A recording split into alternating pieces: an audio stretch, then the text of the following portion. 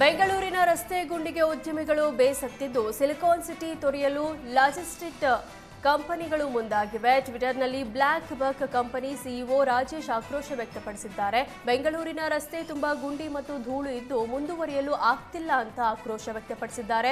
ಗುಂಡಿ ಮತ್ತು ಧೂಳನ್ನ ಸರಿಪಡಿಸೋ ಕೆಲಸ ಆಗ್ತಿಲ್ಲ.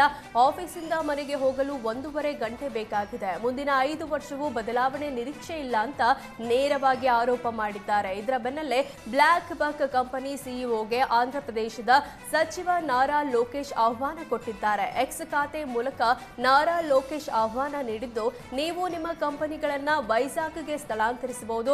ನಾವು ಭಾರತದ ಟಾಪ್ 5 ಸ್ವಚ್ಛ ನಗರದಲ್ಲಿ 1 ರೇಟಿಂಗ್ ಪಡೆದಿದ್ದೇವೆ.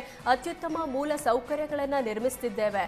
ಮಹಿಳೆಯರಿಗೆ ಸುರಕ್ಷಿತ ನಗರವೆಂದು ರೇಟಿಂಗ್ ಪಡೆದಿದ್ದೇವೆ.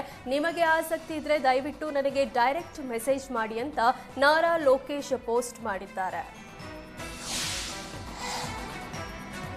ಗ್ರೇಟರ್ ಬೆಂಗಳೂರು ಚುನಾವಣೆಗೆ ಪೂರ್ವ ಸಿದ್ಧತೆ ಆರಂಭವಾಗಿದೆ. ಬಹುತೇಕ ಜನವರಿಯಲ್ಲಿ ಜಿಬಿಎ ಎಲೆಕ್ಷನ್ ನಡೆಯುವ ಸಾಧ್ಯತೆ ಹೆಚ್ಚಿದೆ. ಈಗಾಗಲೇ ಕಾಂಗ್ರೆಸ್ ನಾಯಕರು ಭರ್ಜರಿ ಸಿದ್ಧತೆ ಆರಂಭಿಸಿದ್ದು, ಸಚಿವರು ಮತ್ತು ಎಂಎಲ್ಸಿಗಳನ್ನು ಚುನಾವಣೆ ಸಿದ್ಧತೆಗೆ ನೇಮಕ ಮಾಡಲಾಗಿದೆ.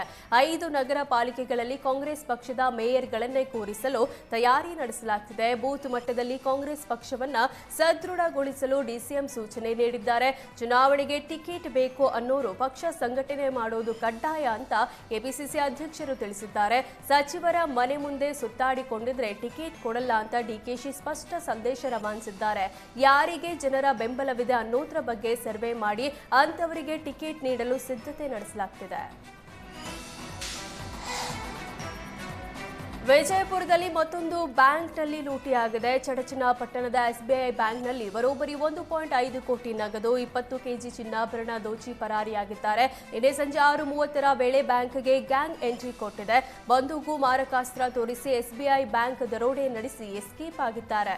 ಬ್ಯಾಂಕ್ ಸಿಬ್ಬಂದಿ ಕೈಕಾಲು ಕಟ್ಟಿ ಖದೀಮರು ಅಟ್ಟಹಾಸ ಮೆರೆದಿದ್ದು, ಚಿನ್ನಾಭರಣದ ಮೂಟೆ ಜೊತೆ ಮಹಾರಾಷ್ಟ್ರದತ್ತ ಪರಾರಿಯಾಗಿದ್ದಾರೆ. ಸದ್ಯ ಮಹಾರಾಷ್ಟ್ರ ರಾಜ್ಯದ ಸೊಲ್ಲಾಪುರ ಜಿಲ್ಲೆಯ ಮಂಗಳವೇಡ ತಾಲೂಕು ಹುಲಜಂತಿ ಊರಿನ ಸುತ್ತ ವಿಜಯಪುರ ಪೊಲೀಸ್ ತಂಡ ಬೀಡು ಬಿಟ್ಟಿದೆ. ಇನ್ನು ದರೋಡೆಯಾದ ಬ್ಯಾಂಕ್ ಎದುರು ಅಜ್ಜಿ ಗೋಳಾಡಿದ್ದಾರೆ.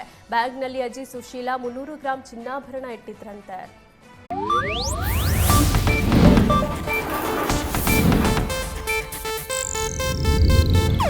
ಇದು ಏಷ್ಯಾನೆಟ್ ನ್ಯೂಸ್ ನೆಟ್ವರ್ಕ್ ಪ್ರಸ್ತುತಿ.